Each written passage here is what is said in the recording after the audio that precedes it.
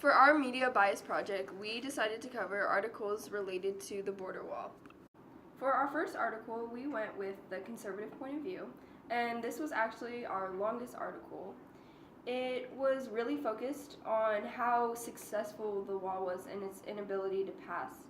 A lot of things it uses was several statistics in favor of the conservative point of view, like before San Diego built a 46-mile fence in the late 1980s, border agents were overwhelmed by illegal traffic from Mexico.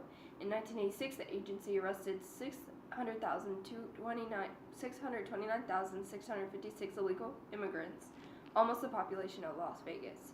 Another main theme of the article was why we need the border wall and how it will benefit us as a country. Again, it gave us points to go along with the conservative point of view. And finally, the tone of the article attempted to be informational, yet they praised their work. For example, they said, today the 60-mile sector's almost entirely fenced. Apprehensions last year fell from 26,086, a 95% drop, as double fencing in the most populated areas replaced barbed wire and 6-foot-high steel mats. So they wanted to be informational in the statistics, yet they praised their work and the success of the wall. The next article that we researched was the centrist article. The length was 871 words, and it was an article that was filled with ample quotes and factual evidence regarding the testing and construction of these new prototypes and types of walls. Within the article, they used a lot of officials that had a lot of knowledge about the topic. There was the use of the Deputy Chief Patrol of San Diego, and then Senator of California and a representative from California.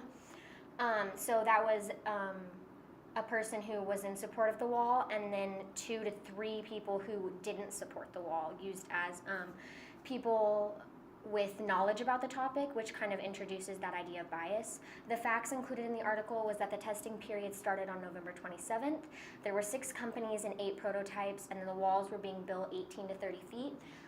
There was a waiver that was given to the manufacturer of these walls to disregard certain laws, such as the Endangered Species Act, the Clean Air Act, and the Safe Drinking Water Act.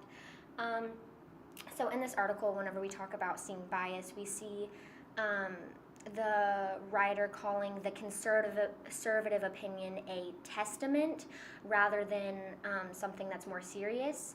And then whenever they talk about Democratic lawmakers, Democratic lawmakers say that the wall is a waste of time and money, and there's no sarcasm evident that there was whenever they were talking about the conservative opinion, which is where we see them leaning more towards the Democratic side of things.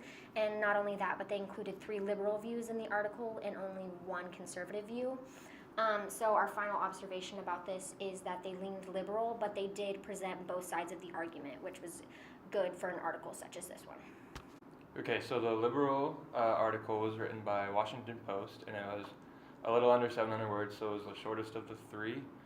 But throughout it, it didn't have very many hard facts or data.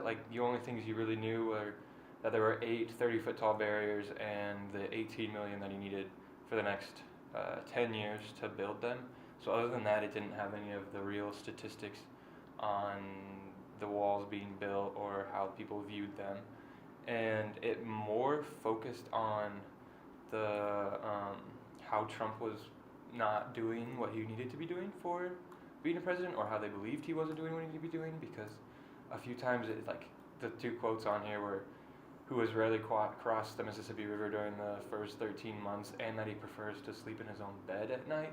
So they're taking things that have happened and then twisting them a little bit in their word choice to make him seem a little less adequate at his job. But then also it refutes statements from Trump. At the very end, Trump talks about, or they don't quote Trump specifically, but they cite that Trump has talked about how the crime near the border was the worst that he's ever seen.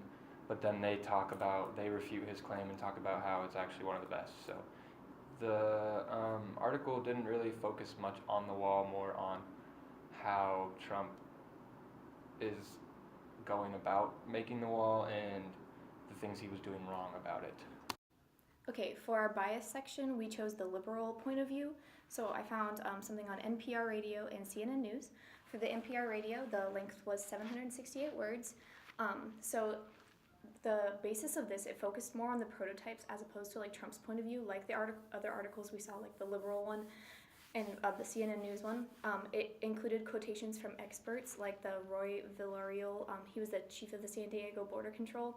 And also I noticed that it contains like pretty interesting facts because it is a radio station to like keep people interested, such as the Border Patrol says typically it picks up 70 illegal crossers in the entire San Diego sector every day.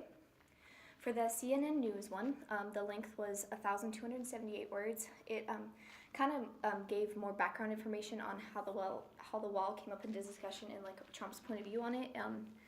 It included quotes from like the common people and some experts, and it discussed mostly like Trump's opinion on what the wall should include. And he was like, it shouldn't be 2,000 feet long, and the necessity to be able to see through part of the wall, because he was afraid that if like someone on the other side of the wall threw like a bag of drugs that was pretty heavy and it would hit someone, and then that would not be good.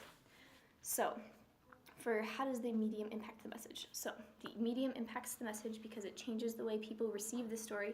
For example, the news or radio stations have limited time and often have to use every interesting fact or pictures in order to keep the audience interested because they can easily turn the channel. So the information received is shorter on the radio but could be more easily remembered as opposed to a newspaper. Also taking the visual aspect that can help people remember information better.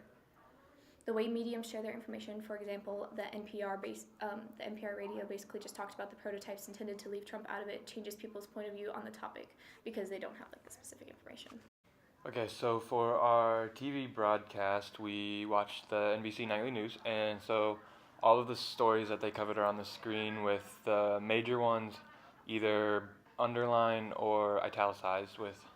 And so the underlined ones are usually ones that are about like national or international issues that involve, sometimes for the most part involved like White House or higher government officials, but they don't really use experts in like to describe what's going on or analyze the story, but they do use NBC staff who are experienced with those fields of study.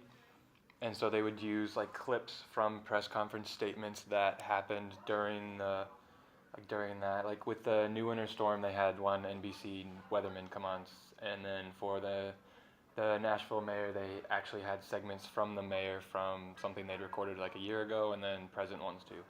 And then the ones that are italicized were like less pressing issues. Like they were still important issues, but they're not major, like this is happening right now, needs to be fixed or like needs to be reported about. And so they used more like actual experts from the field. Like for example, with the Plastic in the Ocean segment, they actually had an oceanographer and a chairman of a foundation to help stop the plastic from getting in the ocean. And then the ones that are that nothing happened to them, they're just like little like cute segments that are like 20 seconds long, are the ones that are just in normal font. Okay, for the social media analysis, I had a total of 155 posts, and out of those, 5 were political, and for the political, all 5 of the ones I found were liberal. For my post, I had a total of 174 posts on Twitter. Only 9 of those were political, 1 being conservative, and 8 liberal. For my Twitter feed, I had 170 posts. 7 of those were political, 6 being liberal, and the last one being conservative. And for my posts, I looked at the most recent 80 that I had, and 7 were political, 5 liberal and 2 conservative, but the majority were skewed in a more like funny way, as you can see by the picture in the bottom. So from all of the data we found, we came to the consensus that our views are reflected in our social media accounts. Although many of us didn't have a lot of political posts, the ones that we did closely followed our viewpoints on politics.